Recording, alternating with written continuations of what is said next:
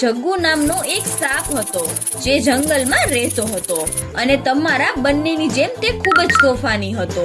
એ તેમના પપ્પા સાથે રહેતો હતો. જગ્ગુના પપ્પા બોલ્યા, જગ્ગુ તું ક્યારનો રમે છે, હવે બસ અંદર આવી જા. જગ્ગુ બોલ્યો, ઠીક છે પપ્પા.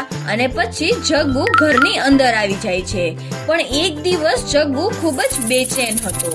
જગ્ગુના પપ્પા બોલ્યા, આજે તું આટલો બેચેન કેમ છે?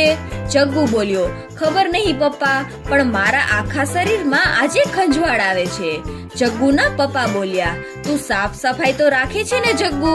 જગ્ગુ બોલ્યો, હા પપ્પા, હું દિવસમાં 2 વખત માટીમાં આરોટું છું. બીજા દિવસે જગ્ગુની ખંજવાળ વધી ગઈ. જગ્ગુ તેમના પપ્પા પાસે આવે છે અને એ બોલ્યો, મારા શરીરમાં ખૂબ જ ખંજવાળ આવે છે પપ્પા, આવું કેમ થાય છે? મને કંઈ સમજાતું નથી. જગ્ગુના પપ્પા બોલ્યા કે મને